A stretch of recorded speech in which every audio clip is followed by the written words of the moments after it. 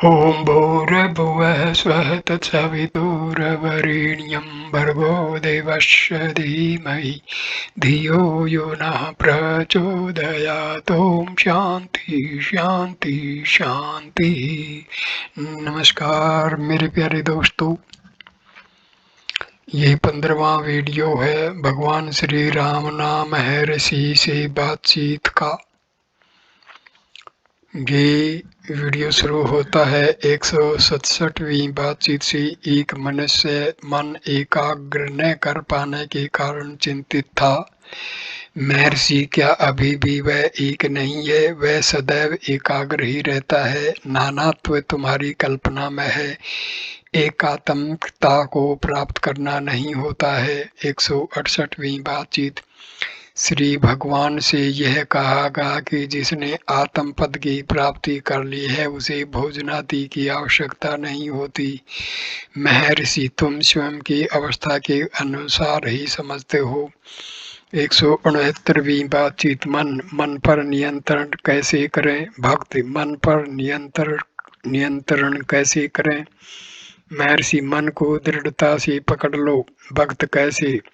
महर्षि, मन क्या है, इसे खोज लो। मन केवल संकल्पों का समूह है। भक्त, काम की प्रवृत्ति का उन्मूलन कैसे करें? महर्षि, देह की आत्मा होने की मिथ्या भावना का उन्मूलन करके आत्मा में कोई लिंग नहीं है। भक्त, इसकी अनुभूति कैसे करें? महर्षि, तुम स्वयं को देह मानकर दूसरे व्यक्ति को भी देह मानते हो। इस प्रकार लिंग की भिन्नता उत्पन्न होती है, किंतु तुम देह नहीं हो, वास्तविक आत्मा ही रहो, फिर वहाँ लिंग का भेद नहीं रहेगा। 170वीं बातचीत। भक्त, क्या योगी अपने पूर्व जन्मों को जान सकता है? महर्षि, क्या तुम वर्तमान जन्म को इतनी भली प्रकार जानते हो कि पूर्व जन्म को जानने की इच्छा करो? वर्तमान जीवन को जान लो, से स्वयं जान लोगे। हम अपनी सीमित वर्तमान ज्ञान से ही इतने दुखी हैं। फिर तुम अपने आप को अधिक दुखी क्यों करना चाहते हो? भक्त, क्या उपवास से साक्षात्कार में सहायता मिलती है? महर्षि, हाँ, किंतु यह अस्थायी है। मानसिक उपवास वास्तव में उपयोगी होता है। निराहार स्वयं में साध्य नहीं है, साथ ही साथ आध्यात्मिक विकास भी आवश्यक है। पूर्ण उपवास से मन भी दुर्बल हो जाता है, फिर तुम आध्यात्मिक अनुसंधान हेतु पर्याप्त शक्ति प्राप्त नहीं कर सकते। इस कारण सीमित भोजन करते हुए साधना करते रहो। भक्त, ऐसा मत है कि 1 मास तक उपवास रखना तथा तदुपरांत व्रत खोलने के 10 दिन के पश्चात मन शुद्धता शीतल हो जाता है और फिर सदैव ऐसा ही रहता है। महर्षि, हाँ, यदि उपवास काल में भी आध्यात्मिक जिज्ञासा निरंतर रही हो। 171वीं बातचीत। एक अन्य प्रश्न के उत्तर में महर्षि ने कहा, हृदय से हृदय की वार्ता, हृदय से हृदय का श्रवण सर्वोत्तम है, यही सर्वोत्तम उपदेश है। भक्त, क्या गुरु का मार्गदर्शन आवश्यक नहीं है? महर्षि, क्या तुम गुरु से पृथक हो? भक्त, क्या सानिध्य लाभदायक है? महर्षि, क्या तुम्हारा आशय भौतिक सानिध्य से है? इससे क्या लाभ है? मन ही मुख्य है, मन से संपर्क होना आवश्यक है। 28 फरवरी 1936। 175वीं बातचीत। एक यात्री ध्यान तथा विचार में क्या अंतर है? महर्षि, दोनों एक ही हैं। जो विचार करने के अयोग्य हैं उनको ध्यान करना नितांत आवश्यक है। इस साधना में साधक स्वयं को भूलकर मैं ब्रह्म हूँ अथवा मैं शिव हूँ ध्यान करता है। इस प्रकार वह ब्रह्म अथवा शिव में निरंतर दृढ़ रहता है। अंततः ब्रह्म अथवा शिव ही अवशेष रह जाता है। इसकी वह शुद्ध अस्तित्व अर्थात आत्मा के रूप में अनुभूति करेगा। विचार मार्ग का साधक स्वयं पर दृढ़ रहकर पूछता है मैं कौन हूँ, और उसको आत्मा स्पष्ट हो जाती है। भक्त, क्या प्रत्यक्ष अनुभव से प्राप्त ज्ञान भी कालांतर में नष्ट हो जाता है? महर्षि, केवल लय नवनीत के अनुसार नष्ट हो सकता है। समस्त वासनाओं को निर्मूल किए बिना प्राप्त किया गया अनुभव शिथिल नहीं रह सकता। वासनाओं को नष्ट करने का प्रयास करना आवश्यक है, अन्यथा मृत्यु के बाद पुण्य जन्म होता है। किंतु कुछ का मत है कि अपने गुरु से उपदेश लेने से साक्षात अनुभव प्राप्त होता है। दूसरों के अनुसार यह मनन में संभव है और कुछ ऐसा भी कहते हैं कि निधि ध्यान तथा समाधि से यह संभव है। ऊपर से भेद प्रतीत होने पर भी सबका भाव एक ही है। समस्त वासनाओं का अक्षय होने के बाद ही ज्ञान शिथिल रह सकता है। 29 फरवरी 1936 173वीं बातचीत। भक्त भगवान अहंकार का बंधन कैसे ढीला हो। महर्षि, उसमें नवीन वासनाएं एकत्रित न करने से भक्त पर्याप्त जम से यह बंधन अक्षीण नहीं हुआ। महर्षि, ऐसा कैसे? निश्चय ही समय पाकर यह अक्षीण होकर नष्ट होगा। 2 मार्च 1936 174वीं बातचीत। एक अमेरिकी भद्र पुरुष डॉक्टर हैंड ने प्रश्न किया, क्या अहंकार के स्रोत को खोजने की 2 पद्धतियां ही हैं? महर्षि, न 2 स्रोत हैं न 2 पद्धतियां, एक ही स्रोत है तथा एक ही पद्धति है। भक्त, ध्यान तथा आत्मा की खोज में क्या अंतर है? महर्षि, ध्यान अहंकार को बनाए रखकर ही संभव है। वहाँ अहंकार रहता है तथा जिस पर ध्यान करते हैं वह आकार रहता है। यह पद्धति परोक्ष है, जबकि आत्मा एक ही है। अहंकार के स्रोत को खोजने से अहंकार लुप्त हो जाता है, जो शेष रहता है वह आत्मा है। यह पद्धति प्रत्यक्ष है।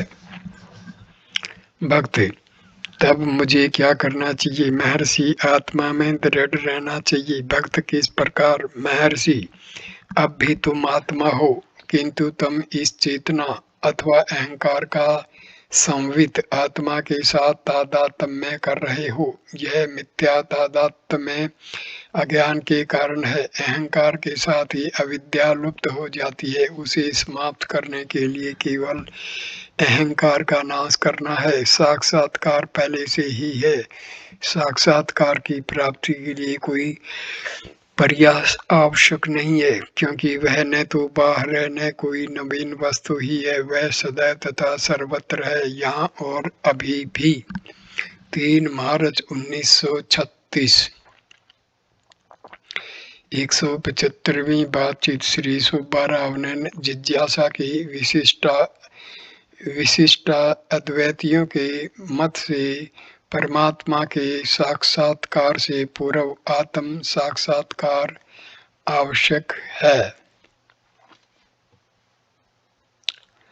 यह काफी कठिन प्रतीत होता है। महर्षि, आत्म साक्षात्कार क्या है? क्या आत्माएं 2 हैं जो एक दूसरे का साक्षात करती हैं? आत्माएं 2 नहीं है। पहले आत्म साक्षात्कार प्राप्त करो, फिर निर्णय करो उसके बाद क्या होता है। भक्त, भगवद गीता में कहा है कि एक परमेश्वर है जिसकी प्रकृति नाम का शरीर सब जीव शक्तियों की समष्टि है। महर्षि, इस पर सभी एक मत हैं कि अहंकार नष्ट हो। पहले हम सर्वसम्मत बिंदु पर कार्य प्रारंभ करें। कुछ अद्वैतवादी भी नाना जीव तब को मानते हैं। आध्यात्मिक प्रगति के लिए इन सब का कोई महत्व नहीं है। पहले आत्मा अनुभूति करो, फिर देखो आगे क्या है। 7 मार्च 1936 176वीं बातचीत। डॉक्टर हैंड का विचार कल आश्रम से विदा होने का है। हिमालय, हरिद्वार की यात्रा, यहाँ वापस बम्बई जाना एवं मिस्र, फिलिस्तीन, यूरोप होते हुए अंत में अपने मूल स्थान अमेरिका को जाना है। वे पर्वत के शिखर तक चढ़ना चाहते हैं। उनकी इच्छा है कि श्री भगवान उनके साथ जाएं। महर्षि अपनी सुविधा अनुसार ऊंचाई तक चढ़ेंगे तथा डॉक्टर हैंड पूरी ऊंचाई चढ़ने के बाद वापस वहां पहुंचे जहां महर्षि उनकी प्रतीक्षा करेंगे, जिससे कि वे उस निश्चित स्थान पर डॉक्टर हैंड से मिल सकें।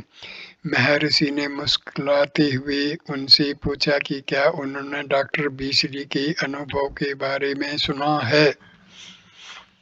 डॉक्टर हैंड: वे मेरे मित्र हैं, उन्होंने मुझे सब कुछ बताया है। आश्चर्यजनक। महर्षि: मेरी उम्र आपसे अधिक है, किंतु आप मुझे पिछड़ा हुआ मानकर छोड़ने दें। मैं एक युवक की भांति पर्वत पर चढ़ सकता हूँ। पिछली बार आप शिखर तक कब गए थे? महर्षि: लगभग 11 वर्ष पूर्व। डॉक्टर बीसली ने क्या कहा? भक्त: यह सब दृढ़ विश्वास में है। यदि आप मेरे साथ अकेले होंगे, मैं सब कुछ बचा दूंगा। महर्षि केवल मुस्कुरा दिए। भक्त: महर्षि, क्या आप एक अव्यक्त ऋषि मंडली का समाज जानते हैं? महर्षि: यदि अदृश्य हैं तो उनको कैसे देख सकते हो? भक्त: आत्म संवित में। महर्षि: आत्म संवित में बाहर का कुछ नहीं रहता। भक्त: तब क्या व्यक्तित्व भी नहीं है? मैं अपने व्यक्तित्व को खोने से डरता हूँ। क्या जागृति में मैं मनुष्य हूँ, यह चेतनता नहीं है? महर्षि: व्यक्तित्व को खोने से क्यों डरते हो? स्वप्न रहित निद्रा में तुम्हारी क्या अवस्था होती है? क्या तुम अपने व्यक्तित्व का भान होता है? भक्त: यह संभव है। महर्षि: पर तुम्हारा अनुभव क्या है? यदि वहाँ व्यक्तित्व रहेगा तो क्या गहन निद्रा होगी? भक्त: यह भावार्थ करने पर निर्भर है। महर्षि का क्या मत है? महर्षि तुम्हारे अनुभव का वर्णन नहीं कर सकता। महर्षि अपने विचार बलपूर्वक तुम्हारे अंदर प्रवेश नहीं कराएगा। भक्त: मुझे मालूम है, इसी कारण मैं उनको तथा उनके उपदेशों को इतना अधिक चाहता हूँ। महर्षि: क्या तुम वास्तव में अपने लिए शैया तैयार नहीं करते? और क्या तुम गहन निद्रा में अपने व्यक्तित्व को खोने को उत्सुक नहीं होते? इससे क्यों डरते हो? भक्त: बुद्धि का निर्वाण क्या है? महर्षि: व्यक्तित्व की समाप्ति। भक्त: उसके न रहने से मुझे भय होता है। क्या निर्वाण में मानवता नहीं है? महर्षि: क्या उस स्थिति में दो आत्माएं हैं? सुषुप्ति के अपने वर्तमान अनुभव पर विचार करो और कहो। भक्त: निर्वाण में भी व्यक्तित्व रखना संभव है, यह मैं विचार करता हूँ। व्यक्तित्व खोने का मुझे भय रहता है। इसके पश्चात प्रश्नकर्ता पर्वत पर चढ़े तथा लगभग 15 मील मध्याह्न 12 बजे प्रारंभ कर रात्रि के 8 बजे तक घूमकर लौटे। थके हुए वापस आकर उन्होंने कृषि, सामाजिक स्थिति, वर्ण व्यवस्था, भारतीयों की आध्यात्मिकता आदि पर अत्यंत विशद व्याख्यान दिया। 10 मार्च 1936, 177वीं बातचीत। भक्त: महत्व क्या है? महर्षि: संवित अर्थात आत्मा से अक्षिप्त प्रकाश ही महत्व है। जिस प्रकार अंकुरण से पूर्व बीज फूलकर बड़ा हो जाता है तथा उसके बाद अंकुरित हो वृद्धि को पाता है, उसी प्रकार संवित अथवा आत्मा प्रकाश प्रक्षेपण कर अहंकार के रूप में व्यक्त होता है तथा विस्तार पाकर देह तथा ब्रह्मांड बन जाता है। चित्त से पैदा महत्व, महत्व से अहंकार और अहंकार से मन, मन दो भागों में बढ़ जाता है, अहम और इदम। मेजर चैडविक: क्या यह समष्टि बुद्धि है? महर्षि: हाँ, अहंकार तथा सृष्टि की उत्पत्ति से पूर्व यह ऐसा ही है। सर्व इसी में व्याप्त हैं। जिस प्रकार सिनेमा के पर्दे पर प्रक्षिप्त सभी चित्र एक बिंदु से प्रक्षिप्त प्रकाश से दिखते हैं तथा उसी प्रकार देह तथा अन्य पदार्थ महत्व में दिखते हैं, इस प्रकार यह समष्टि बुद्धि ही है। देह तथा अन्य समस्त वस्तुएं व्यष्टि जीवों में मस्तिष्क में विद्यमान हैं। प्रकाश मस्तिष्क पर प्रक्षिप्त होता है। मस्तिष्क में जो संस्कार हैं वे देह तथा जगत के रूप में व्यक्त होते हैं।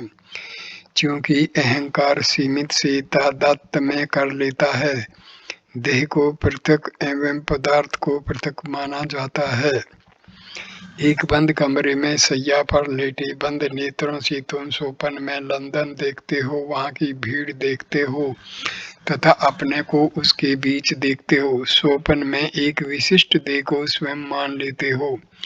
लंदन तथा ये सब तुम्हारे कमरे तथा तुम्हारे मस्तिष्क में नहीं समा सकते, किंतु यह सब विस्तृत स्थान तथा यह सारा समय तुम्हें अनुभव होता है, ये निश्चित ही मस्तिष्क द्वारा प्रक्षिप्त हुए होंगे। यद्यपि जगत इतना विशाल है तथापि मस्तिष्क इतना छोटा, फिर भी क्या यह कम आश्चर्य है कि इतनी विशाल सृष्टि मस्तिष्क जैसे छोटे से दायरे में समा जाए। यद्यपि सिनेमा का पर्दा सीमित है तथापि चित्रपट के समस्त दृश्य इस पर आकर दिखते हैं। तुम यह आश्चर्य नहीं करते कि घटनाओं का इतना बड़ा विस्तार इतने छोटे पर्दे पर कैसे व्यक्त हो सकता है। मस्तिष्क तथा दृश्यों के साथ भी ऐसा ही है। भक्त, क्या महत्व तो साक्षात्कार जैसा नहीं है? महर्षि, महत्व अहंकार के पहले है, इसे ईश्वर कह सकते हैं एवं अहंकार जीव है। ईश्वर को पर ब्रह्म भी कह सकते हैं, इसमें कोई भेद नहीं है। परा ईश्वर, जीव, जगत, संवित ब्रह्म ईश्वरत्व को भी व्याप्त करके है। 178वीं बातचीत। विचार संग्रह में जिस ज्योति का वर्णन किया गया है वह क्या है?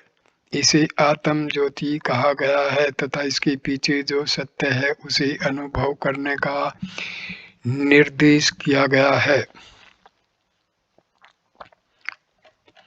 महर्षि, वेदों ने उक्त ज्योति का वर्णन किया है। तस्या शिखाया मध्य परमात्मा व्यवस्थित है। उस ज्योति को अहंकार चेतन समझना चाहिए।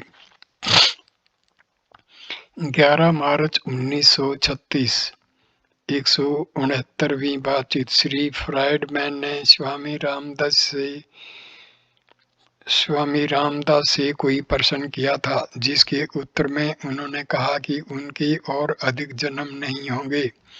इंजीनियर ने कहा था कि पुनर्जन्म की चिंता नहीं करनी चाहिए, वही राम होगा, वही रामदास होगा, वही राम की खोज होगी तथा वही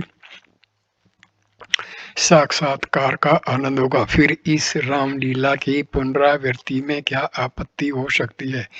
रामदास ने स्वीकार किया था कि इसमें आपत्ति नहीं हो सकती तथा वह आनंद एवं खेली होगा। इंजीनियर ने आगे कहा कि रामदास का कथन है कि रामदास ने स्वयं में व्याप्त राम को खोज लिया है तथा इस ऐक्यता से वह प्रसन्न है। वे एक ही हैं, फिर भी रामदास था, राम थे, वहाँ ऐक्यता थी, वहाँ आनंद था, वह नित्य है। यह कहकर उन्होंने पूछा कि श्री भगवान की इस पर क्या सम्मति है? महर्षि, यह सब उसी प्रकार सत्य है जिस प्रकार वर्तमान घटनाएं। 180वीं बातचीत। पुणे उन्हीं महाशय ने कहा कि निद्रा विस्मृति की अवस्था है तथा जागृत अवस्था मन की क्रियाशीलता की। निद्रा में मन घनीभूत दिशा में था। महर्षि, क्या तुम सुषुप्ति में नहीं थे? भगत, हाँ मैं था, किंतु विस्मृति की अवस्था में। विस्मृति तथा मन का साक्षी होना आवश्यक है, जो कहता है कि मैं दोनों अवस्थाओं में अनुस्यूत हूँ। महर्षि, वह साक्षी कौन है? तुम साक्षी कह रहे हो। साक्षी के लिए दृष्टा तथा दृश्य होना आवश्यक है। ये मन की सृष्टि है। साक्षी का विचार मन में है। यदि विस्मृति का साक्षी था तो क्या वह कहता था कि मैं विस्मृति का साक्षी हूँ? अभी तुमने अपने मन से कहा था कि वहाँ साक्षी अवश्य ही होगा। कौन साक्षी था? तुम्हारा अनिवार्य उत्तर होगा मैं। फिर वह मैं कौन है? तुम स्वयं को अहंकार मानकर कहते हो मैं। क्या इस अहंकार का मैं साक्षी है? उत्तर देने वाला मन है। वह स्वयं का साक्षी नहीं हो सकता। सब आरोपित सीमाओं में बद्ध हो तुम सोचते हो कि कोई मन तथा विस्मृति का साक्षी है। तुम यह भी कहते हो कि मैं साक्षी हूँ। विस्मृति के साक्षी को यह कहना आवश्यक है, मैं विस्मृति का साक्षी हूँ। वर्तमान मन स्वयं यह अनधिकार चेष्टा नहीं कर सकता। इस प्रकार पूरी स्थिति अमान्य है, महत निस्सीम है। सीमित बनकर वह केवल अनधिकार चेष्टा करता है। वास्तव में साक्षी होने को कुछ नहीं है, अस्तित्व मात्र है। ये वीडियो यहीं पर समाप्त होता है। नमस्कार मेरे प्यारे दोस्तों, प्लीज़ इस वीडियो को लाइक करना, कमेंट करना, शेयर करना और चैनल को सब्सक्राइब करना। अगला वीडियो 16वां वीडियो 181वीं बातचीत से शुरू होगा। नमस्कार।